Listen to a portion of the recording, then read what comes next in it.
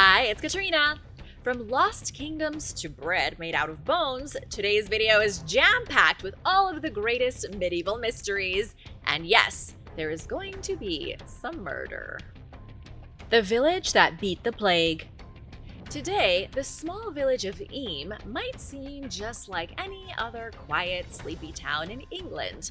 But during the Black Death, this brave village made the ultimate sacrifice to try and stop the plague. We think that 2020 was really bad, but the year 1666 was so bad it was known as the Devil's Year, not only because of the number of the beast, 666, but because France declared war on England and the Black Death was spreading like wildfire, leaving entire towns abandoned, crops and livestock left to rot in the fields with no one to care for them. London was even worse.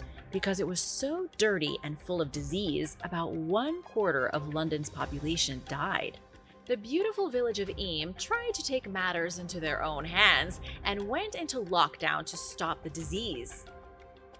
They actually defeated the plague, but at a terrible cost. Eyam was populated by farmers, trading their crops with merchants who visited from London or other large cities. But then came 1665. The epidemic swept across the country. 1665 to 1666 was the most savage plague to hit in centuries. It was concentrated in London but spread quickly to the countryside. King Charles II famously fled to his isolated country estate to avoid the plague.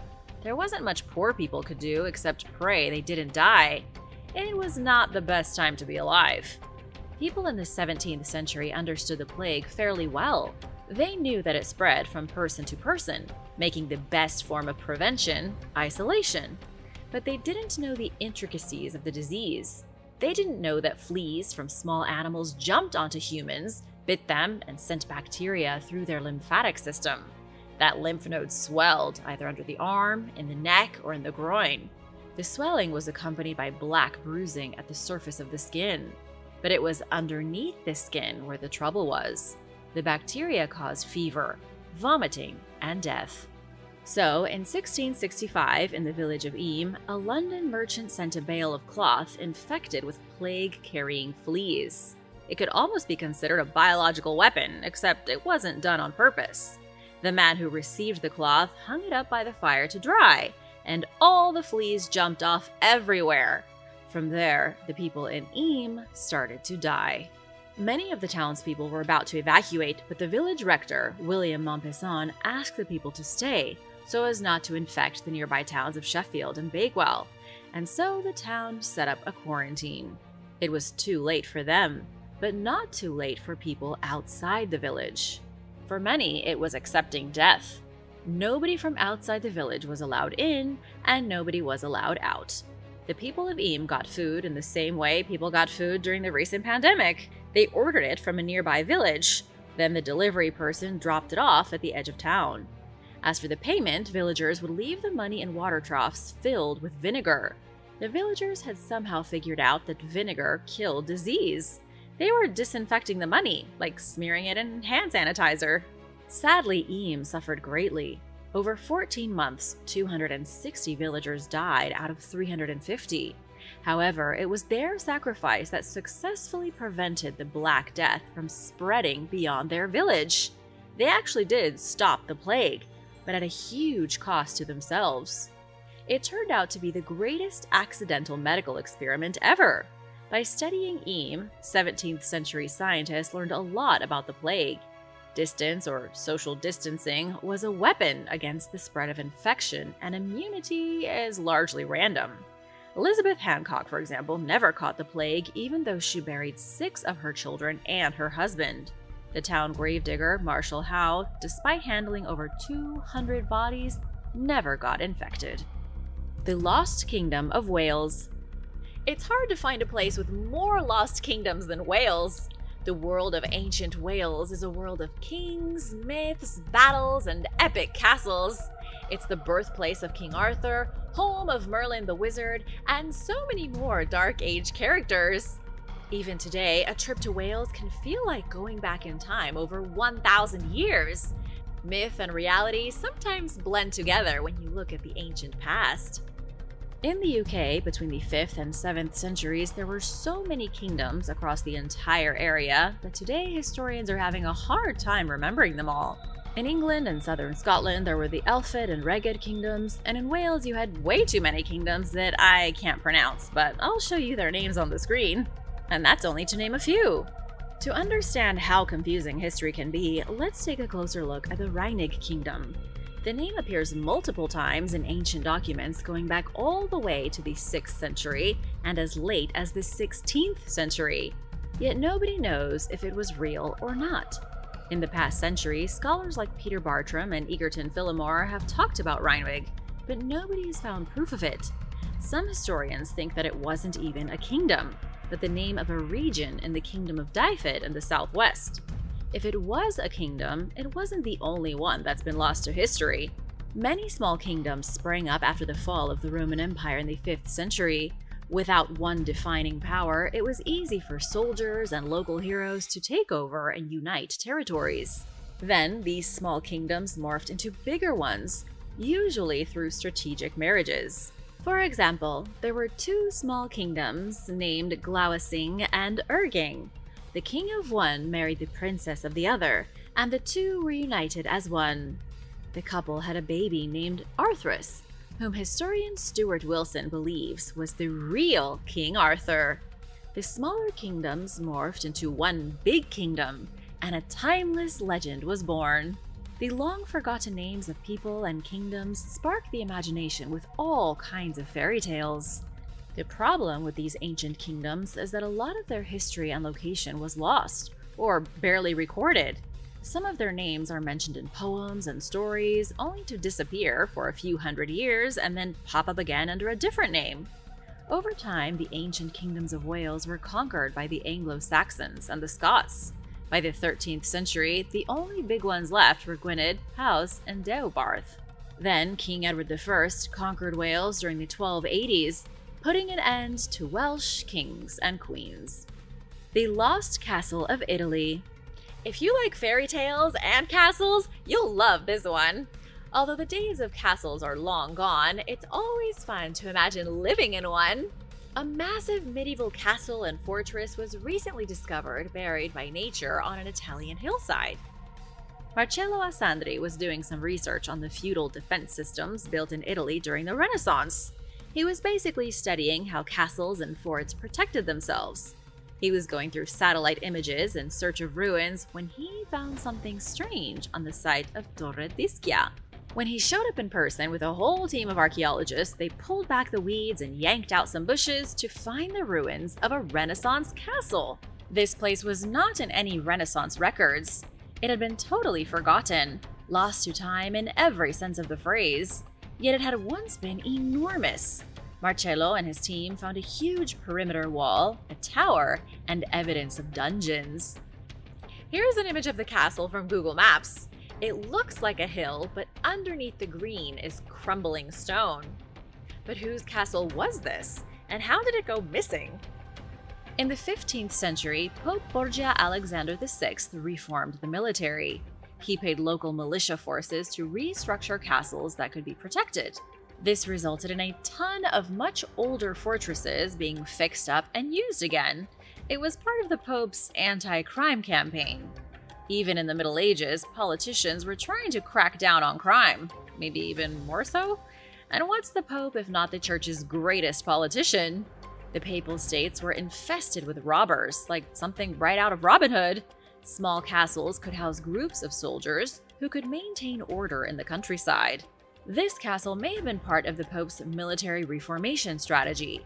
These large and powerful castle and fortress sites were very impressive in medieval Europe, and are now what remain of a long-lost era. And now for a quick break because it's shoutout time! I want to give a big thank you to Andy54612 and Stacy Keshia for supporting this channel. We wouldn't be here without you guys. Be sure to subscribe if you haven't already for more videos like these. The medieval egg no one can explain. In 2014, archaeologists found a grave in Germany that contained something really weird. I know I talk about weird stuff all the time, but what I'm about to tell you is even stranger than usual. Well, actually, take a look and then tell me what you think. The grave contained the remains of a boy from the Middle Ages. He wasn't in very good shape, little more than a pile of bones, but on top of his skeleton was an egg. A hard-boiled egg, to be exact. It seems that this medieval child was buried with a popular snack. It's been a decade and the bizarre egg is still mystifying scientists. They have put together a vague theory, but still aren't convinced. The skeletal remains belong to a boy who sadly died around the age of 5. He was found with the egg, some belts, and a couple of weapons. It's doubtful the weapons belonged to the boy, as he hardly would have been able to pick them up, but they are characteristic of graves from about 1,300 years ago. The boy must have been a treasured member of the community. His relatives were likely extremely sad by his passing, so they buried him with precious items. The egg likely had symbolic value, but researchers don't know what that value was. Other eggs have been found in other graves from as early as the 5th century BC. A pair of fertilized chicken eggs dating to the 12th and 13th centuries were found in tombs in Estonia in 2017. And here's another crazy part of the mystery. Some graves have been found with artificial eggs, fake eggs made from clay or bronze. Starting about 2,500 years ago, people developed a fascination with eggs. Up until the end of the Middle Ages, eggs of all shapes and sizes and from all different birds were put into people's graves. Scientists from the Bavarian State Office for Monument Preservation have been the ones trying to crack the case. They recently released some information saying that the egg was likely a symbol of new life. The best theory they have is that eggs symbolize a resurrection, or perhaps the transition into the afterlife. There may have been a connection to Jesus Christ too. Think eggs, Easter, and the resurrection. Then again, they could be totally wrong. Researchers admitted that the eggs could have been meant as a snack for the deceased to munch on while journeying to the afterlife. I mean, what if they got hungry on the way? What do you think the eggs were for? Let me know in the comments. Medieval Machu Picchu. Did you know that the Inca Empire is not technically ancient at all? By the time the Inca showed up on the world stage, it was already the Middle Ages. In fact, the Viking era had been over for more than a century when the Inca Empire consolidated their power. Remember the Welsh kingdoms from earlier? They were already being forgotten by the days of Machu Picchu. But how did they get so big and powerful? The Inca got their start in the 12th century. It took a few hundred years to get the ball rolling. Then, in the early 15th century, the 8th emperor, Viracocha Inca, started making some serious strides towards conquering everything. Viracocha Inca defeated the Ayarmaca kingdom, which gave the Inca the Urubamba Valley, and he came up with the idea of leaving military garrisons behind in conquered lands so that they stayed conquered. They were almost defeated in 1438 when their rivals, the Changas, attacked. Viracocha Inca retreated, and his son, who later took the title Pachacuti, defended the Incan borders. When his father died, Pachacuti took over the throne. He extended the borders of the Inca Empire to the south and the north, subjugating the much older kingdoms of Chimu and Cajamarca. This was the real beginning of the Incas' power. Pachacuti strengthened the central government in Cusco, sort of like how the Roman Empire's government was situated in Rome. He also helped build huge fortresses to guard the central cities, like the stone stronghold of Sacsayhuaman. Machu Picchu was also built during these years, around 1450. The Inca developed sophisticated calendars some would argue were even more impressive than those of the Maya. They didn't have a written language, but instead used a form of string knots called Quechua to record information. The Inca, throughout their conquering, managed to build 15,000 miles of roads. And that's not a mistake. 15,000 miles of roads, which is almost twice as long as the diameter of the planet. Or, if you want to look at it another way, 4 times as long as the Amazon River. Or, just for fun, 2.5 times as long as the Great Wall of China, which itself is an astounding 5,500 miles. The Inca never got to reach their full potential. The Spanish arrived in the early 1500s, so hardly more than a few decades after the Inca established themselves as an empire. I wonder what would have happened if history had turned out differently. The moon that split in half. In 1178, a group of men in England reported witnessing a very strange phenomenon in the sky.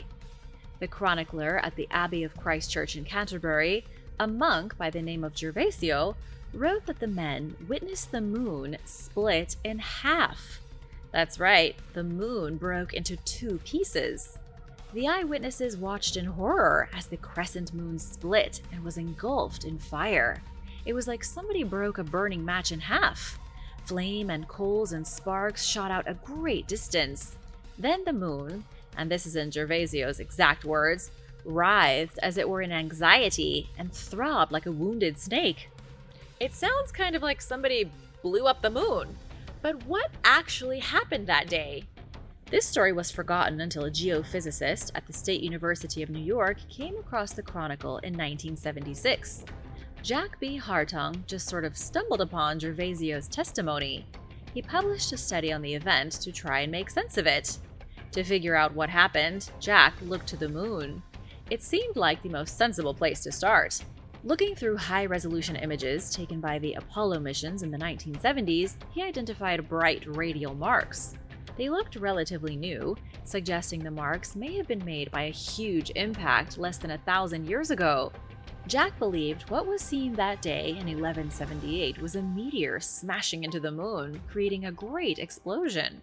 However, modern astronomers say there is no way a meteor had made it look like the moon split in half and caught fire. Instead, the most recent explanation is that a meteorite entered Earth's atmosphere directly in the moon's visual line, creating an optical illusion that the moon broke in half. It was a right place at the right time situation. The moon didn't break, it only looked like it did to a handful of people in southern England. Ethiopia's royal castle. In the same century that the Inca Empire was gradually taking over Peru, a completely different empire was roaming the vast landscape of Ethiopia. This other empire would go on to build a royal castle on African soil. It's a place so epic that you have to see it to believe it. And even then, the incredible royal castle of Gondar defies all expectations. In the 13th century, Ethiopian royalty lived as nomads. Things had changed quite a lot since the days of the Queen of Sheba, when the capital of Aksum was a megalithic city of immense wealth 3,000 years ago. In the Middle Ages, royal nomads traveled around the country in temporary structures. Then came Emperor Fasilidas in the 17th century, and he didn't want to wander anymore. Maybe he was lazy, or maybe he was power-hungry. Either way, he wanted a permanent capital. His people had been wandering for more than 400 years, and he was sick of it. According to legend, Fasilidas was led to the foothills of Gondar by the buffalo. The landscape was beautiful. Rolling hills and peaceful mountain streams nestled 2,000 feet above sea level. In 1636, the emperor got to work on Fasil Gebi. If you didn't know any better, Fasil Gebi doesn't look like something you would expect to see in Africa. Its architectural style is more British than Ethiopian, making it feel like something you would see in a story about King Arthur. It's a two-story behemoth of a stronghold with Ethiopian Orthodox temples, gorgeous gardens, a vast banquet hall, and 12 gated towers. It isn't just a castle, it's a royal fortress complex with its own pool. The pool is still used today during Timkat, an Ethiopian festival commemorating the baptism of Christ 12 days after Christmas. There is a weird end to the castle's ancient history. After the emperor died in 1667, his son took over, and then his grandson took over after that. His grandson was Emperor Ieyasu the Great. He built a new castle inside the royal complex and filled it full of ivory sculptures. He even painted the ceiling with gold leaf. But times were changing. With the Middle Ages in the rearview mirror and the Industrial Revolution just around the corner, it was a trying time to be an Ethiopian emperor. In 1704, an earthquake damaged the castle. There were revolts and invasions. The emperor's favorite concubine died. Emperor Ieyasu got so depressed that he abandoned his kingdom and fled to be a hermit on an island in the middle of Lake Tana. I'm sure we've all wanted to escape reality and move to a deserted island at least once or twice, but this guy really did it. In his absence, Empress Malakotawid crowned his son, Tekle Haimanot, the new ruler of Ethiopia, and one of his first orders of action was to assassinate his father. Fasil Gabi remained in use until 1864, when the rulers of Ethiopia left Gondar once and for all to establish the new capital, the current capital of Addis Ababa. Human bone bread. About a century after the Middle Ages had come to an end, France was facing a grim reality. People were dying from a widespread famine. There was nothing to eat thanks to Paris being under siege by the French Royal Army in 1590. The army was trying to starve the city into submission, and it was working. Food supplies slowly dwindled, and before long, Parisians were contemplating sick and disturbing things to stay alive. Pierre de l'Estoile of the French Parliament recorded a decision made by a group of Parisians. They elected to steal bones from the cemetery of the innocents. But they weren't going to chew the bones like hungry dogs, if that's what you were thinking. There was some sanity to the chilling plan. They were going to grind the bones into flour, then use the flour to bake bread. Spoiler alert, it didn't work. Everyone who ate the bone bread died. At the time, nobody understood, and then for centuries after, historians and scientists puzzled over the mystery of the death bread. It was only recently that researchers were able to propose a likely solution. At first, there was speculation over toxic substances being in the bones. Scientists suggested arsenic could have been responsible for the deaths of the people who ate the bone flour. Some even suggested psychological trauma from eating human remains caused the people to die. But it turns out the more likely explanation is the simpler one. The bones lacked nutrients. Scientists now know that human bones aren't rich in much other than calcium. Bones don't have essential nutrients or calories to keep people alive. Eating bone as a primary food source led to major digestive issues. Considering people were already weak, these digestive issues exacerbated their weakness and proved fatal. Nobody knows how many people died from eating bone bread, but it was probably a lot. Solving medieval murders. A map of medieval murders recently helped solve a cold case from 700 years ago. You're not going to see this story on Unsolved Mysteries anytime soon. May 3rd, 1337 happened to be a Friday. Chaplain John Ford was enjoying his Friday by taking a stroll along a busy market street in London. Suddenly, 3 men came out of nowhere and attacked him. John was stabbed in the throat with a dagger nearly a foot long, while, be warned, this next part is gruesome, the 2 other assailants slashed his stomach. It was just another day in medieval London. John Ford was left to bleed to death under the arches of the Grey Friars Church.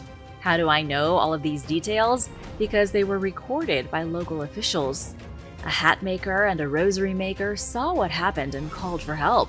During the investigation, it was revealed that John had been involved in a dispute with a rich noblewoman named Ella Fitzpaine.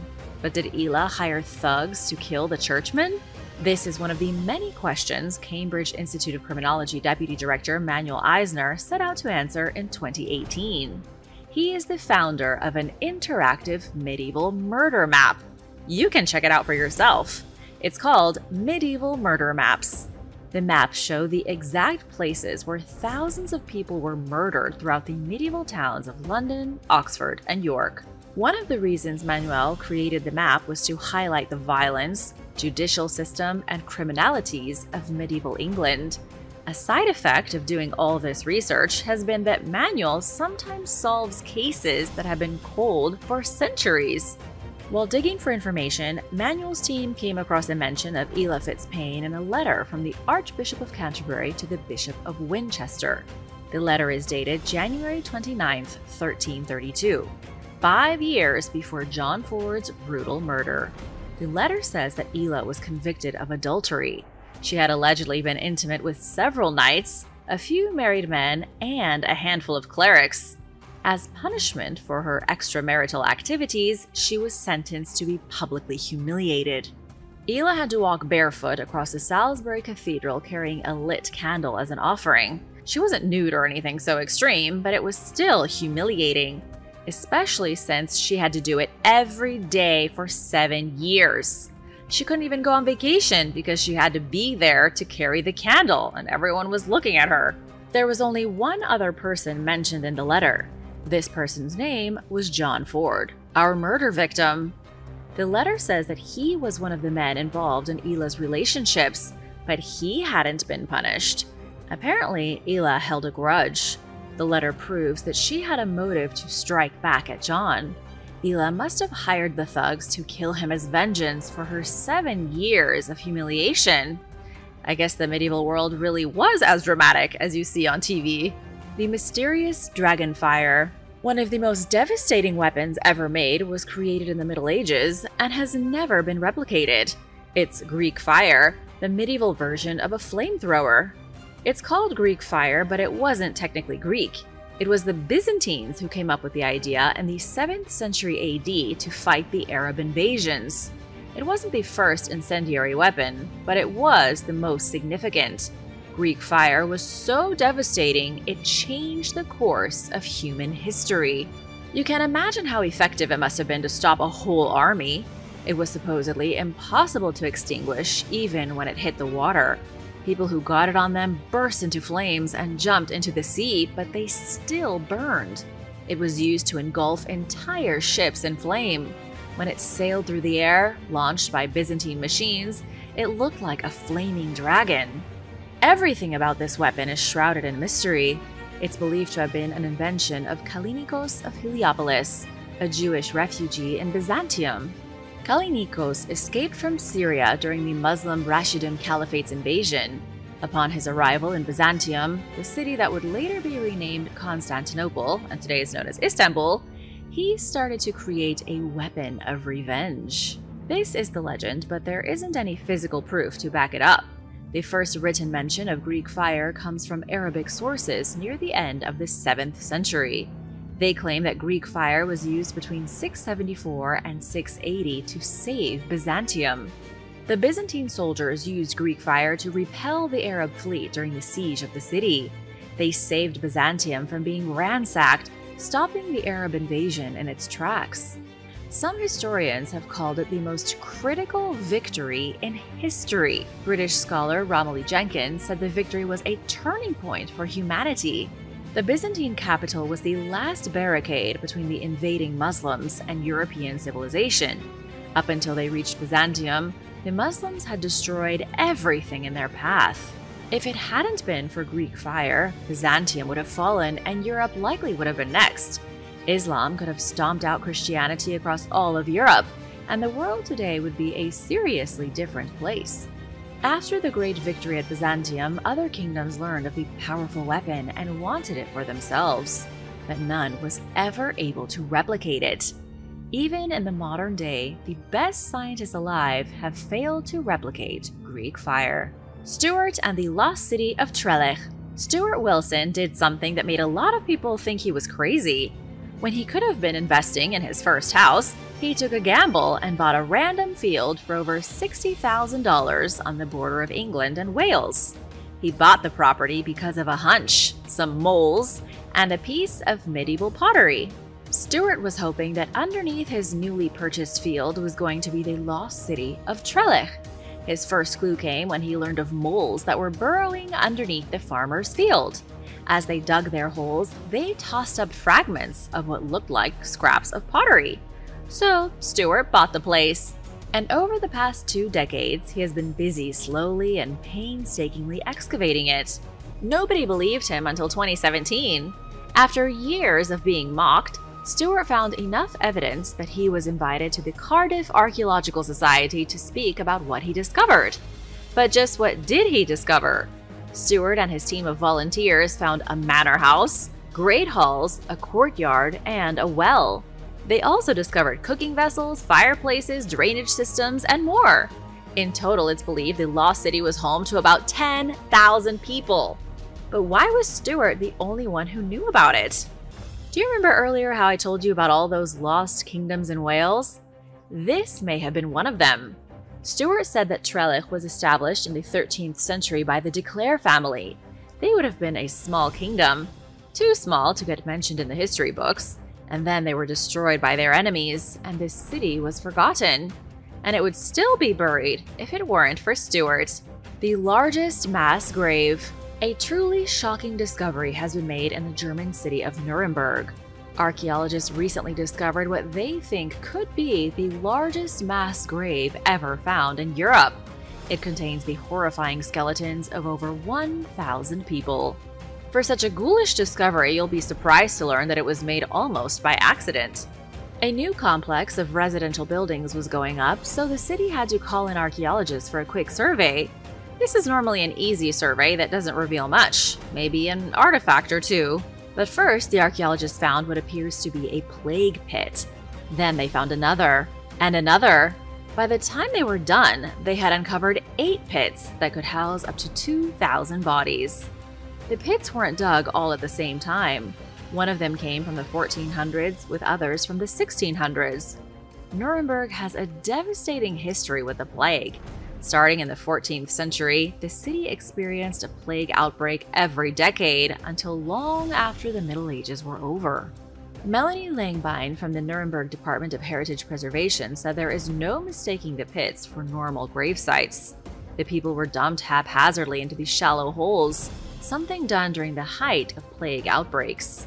Plus, one of the pits contained artifacts from the plague epidemic of 1632 to 1633. Julian Decker, who oversaw the excavation, said if the bodies in the pits do exceed 2,000, it will be the largest tomb in all of Europe. Thanks for watching! Be sure to subscribe if you haven't already to join the Origins Explained family, and stick around for an older video you might have missed. The fanged whale. The skull of an ancient predatory whale was discovered in the middle of nowhere in Peru. This deadly marine mammal lived 36 million years ago, a time when Peru's Ocucaje Desert was underwater. According to Rodolfo Salas Gismondi from the Department of Vertebrate Paleontology at the Natural History Museum in Lima, the animal was one of the biggest predators of its day. It's been nicknamed the Ocucaje Predator for how fierce it once was. Its real name is the Basilosaurus, and it was at the top of the food chain. The creature grew to be 55 feet long and had enormous jaws filled with sharp teeth. This allowed it to take down fish, other prehistoric whales, and even apex predators like sharks. Thankfully for paleontologists today, one particular Basilosaurus died and floated to the bottom of the ocean, where it became preserved in sediments. The Ocucaje Desert is a hotbed for paleontologists who want to study these type of marine animals. Because it was once an ocean, and because it's now a flatland of a desert, it's relatively easy to dig up the bones of prehistoric monsters. The Mystery Cave. Researchers in Canada were flying a helicopter across a remote valley in British Columbia's Wells Grey Provincial Park. They were looking for caribou, which makes what they found that much more impressive. Amid the unpopulated rolling hills and rocky peaks, they came across an enormous hole in the ground. It appeared to be the entrance to a giant cave bored vertically into the surface of the earth. No one had ever seen or heard of this before. As it turns out, these researchers may have stumbled upon the largest cave in Canada. Catherine Hickson, a local geologist, went to the site to check it out firsthand and was shocked by what she saw. The cave's mouth is 328 feet across, shrouded in mist, and at least 440 feet deep.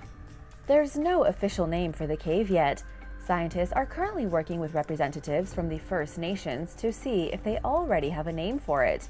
One of the first researchers who spotted the cave called it the Sarlacc Pit, a reference to the pit in the desert Jabba the Hutt threw prisoners into in the Star Wars film Return of the Jedi. Sound familiar? So far, that name has stuck in the media. A Change.org petition is now trying to make Sarlacc Pit the official name of the cave. As for why it's so big, researchers believe it was formed by melting ice flow, which pours into the cave and then tunnels for 1.5 miles before it emerges on the other side. As of right now, nobody has been able to get all the equipment needed into such a rural area to descend into the giant hole in the ground. For all we know, it could be filled with all kinds of mysterious creatures. The Akala Monastery. In the north of Armenia, just a few miles from the border of Georgia, in a genuine no man's land, is one of the most fascinating monuments to Christian history anywhere in the Caucasus. The monument is called Akala Monastery, and it's situated on a plateau overlooking a river. It was once hidden inside the walls of a major fortress, but that fortress has since been destroyed. The history of this monastery begins in the 10th century, 1,000 years ago.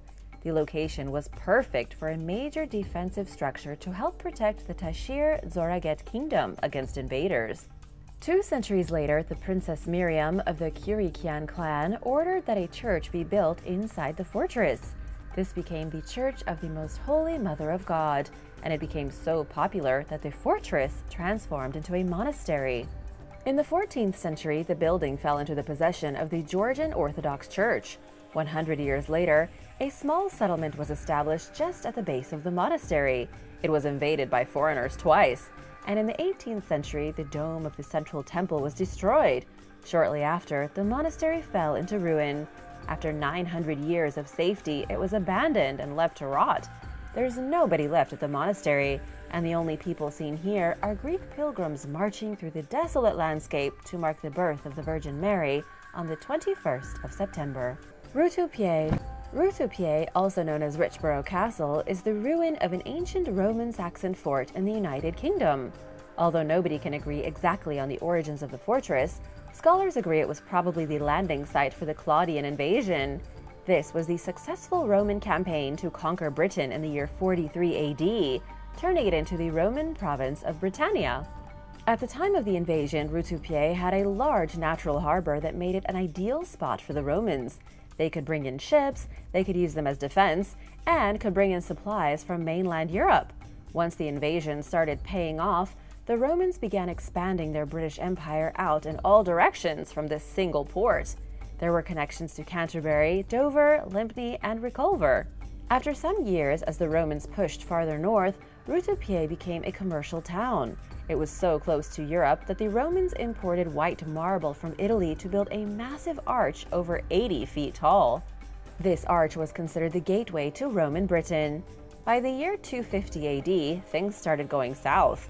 The empire was under siege from the Saxons and the Frankish invaders, and Rutupiae was transformed into a military fortress. It survived up until the 5th century, when the Roman Empire completely fell apart. Then the whole place was abandoned. Today, it's a shabby ruin in the middle of nowhere, surrounded by farmland. And now for number 6. But first, want to give a big shout out to Terralyn Gunshire, who has been enjoying our compilation videos. If you love longer videos and want to see a bunch of mysterious and strange discoveries, be sure to check those out and subscribe for more videos like these. A prehistoric drawing. In Egypt's eastern desert, archaeologist Mahmoud Tony made a shocking discovery. He was on an expedition going through one of the largest, awe-inspiring deserts in the world when he found a chunk of marble stone. This marble stone was covered in drawings that appear to be from the prehistoric era. Somebody, thousands and thousands of years ago, drew a hunting scene on a random chunk of stone. It survived in the Great Desert until now. The drawing is of a hunter. He's holding a weapon in one hand, led by a pair of hunting dogs. There's some kind of enormous beast running from them. The best guess anyone has is that the huge animal was an Arabian oryx, one of the most hunted animals in prehistoric times. The discovery is fascinating because of the drawing's location in the middle of nowhere. There are no archaeological ruins and no traces of civilization, just a rock on the ground with someone's drawing on it. But it's also fascinating because it gives some insight into prehistoric times in Egyptian deserts. Thousands of years ago, the eastern desert wasn't the middle of nowhere at all. There was plenty of water, trees, and plants, and the place was bustling with hunters and wild animals. Ruins in Israel. Drone footage recently helped to uncover a set of ancient ruins. The ruins were built 2,200 years ago during the 3rd century BC, or what historians call the Hellenistic period. It was the Idumeans who made these mysterious structures in Israel's Shephelah region, a place of low hills between the mountains and the coastal plains. After archaeologists scanned the area using their remote drones, identifying the site for the first time, they went in with their hammers and chisels to do an excavation. What they uncovered is pretty fascinating. They found 2 stone altars in one of the rooms, with one of the altars carved in the likeness of a bull. It was around this time that researchers realized they were standing in what was once a magnificent temple, originally held up by towering pillars. The bull was likely a god worshipped by the Idumeans. But here's the thing, nobody knows who the deity was. There are so few Idumean temples left standing that they can be counted on one hand. These people were descendants of the biblical Edomites, desert nomads who roamed into the mountainous region beyond the Dead Sea and settled there, but they were crushed by Judas Maccabeus around the year 100 BC. He forced them to assimilate with the Judean population. The last Idumean vanished 2,000 years ago, and hardly anything about them has survived. That makes this temple an extraordinary discovery in the middle of a hot and grassy desert, and all thanks to new drone technology helping out archaeologists. The Sumela Monastery. The Sumela Monastery is located high up in the Mela Mountains of Turkey, an ancient Greek Orthodox monastery dedicated to the Virgin Mary. It was built in the 4th century and is one of the most isolated, oldest, and mysterious monasteries in the world. It's amazing because the monastery isn't even located in a Christian country anymore. Turkey has long been a majority Muslim nation, and it shows just how much things change over the centuries. The monastery faces the Altyn Dere Valley in the Trabzon province, and its origins are unclear. One story says the monastery was founded by a pair of priests from Athens during the reign of the Roman Emperor Theodosius I. This was around the year 375 AD. It remained a remote Christian outpost up until around the 13th century, when it received riches from the Empire of Trabzon, established in the region in 1204 AD. The monastery became even richer in the 18th century under the Ottoman Empire. In modern times, it became even more splendid. Larger buildings were installed, magnificent decorations were brought in, and gifts were sent from Greek Orthodox communities all across Turkey. It was in the 19th century that foreigners began to visit the Majestic Monastery, standing nearly 4,000 feet above sea level. In 1923, the monastery was deserted following the forced population exchange between Greece and Turkey. Then, in 1930, a terrible fire burned through the monastery and caused major destruction. All wooden parts of the structure were destroyed. Today, the monastery is a rare historical building in the middle of a barren, mountainous region. Jug in a cave. An American-Israeli named Roddy Brown, currently living in Israel, discovered an artifact from 5,000 years ago totally by accident. He had gone for a hike with his friends near the Dead Sea when they decided to climb into a remote cave for fun. The cave is known as Cave 53, and it was the site of an archaeological dig a few years ago in 2017 by researchers with the Hebrew University of Jerusalem. The dig revealed pieces of jars, very old olive seeds, and even some scraps from an ancient scroll. Everyone was quite surprised that so many artifacts had been found, considering there had already been a previous excavation 30 years before that. The original excavations 3 decades ago had revealed pieces of the Dead Sea Scrolls. Nonetheless, Brown and his friends went to check out the isolated cave. Without even trying, they came across a fully intact jug.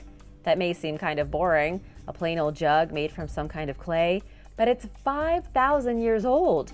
Somebody, thousands of years before Judaism was even a thing, before the Roman Empire, and before the Dead Sea Scrolls were written, someone left a jug inside this cave.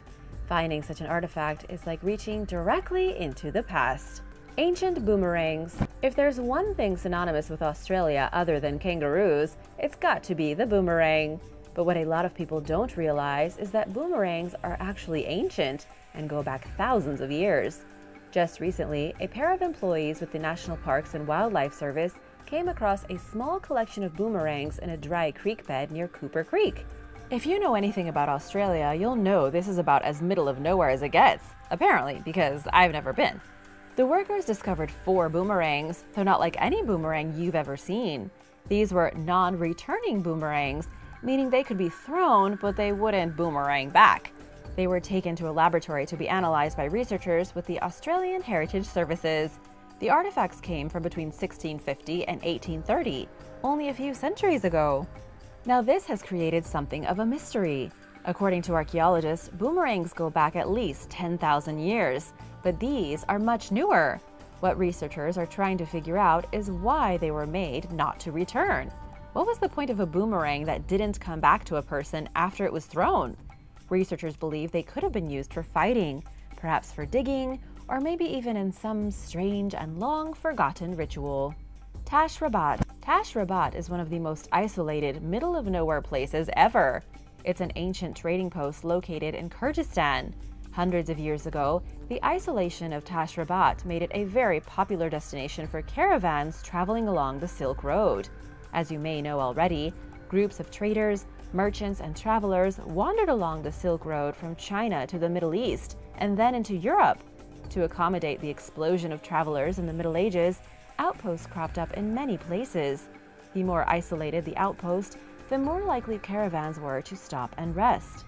Tashrat was built in the 15th century of pure stone at an altitude of over 11,400 feet. It's located in a snowy mountainous region near the Torugard Pass. To the north is another ruined fortress that almost nobody knows anything about. And other than that, there's nothing at all in the area. The ruins themselves consist of 31 rooms, each one in the shape of a dome, once used for accommodating traveling merchants. The truth is that very little is known about how Tashrat came to be. One legend says it was built by a father and son, and that the son fell in love with a traveling girl and abandoned his father. But that's probably just a myth. Nobody knows when the place was finally abandoned for good, but it probably happened slowly as the Silk Road became irrelevant in more modern times. These days, visitors to Tashrat have to be careful of altitude sickness since it's basically at the top of a mountain. Thanks for watching! What's your favorite ancient site in the middle of nowhere? Let me know in the comments below, and be sure to subscribe if you haven't already. See you later! Bye!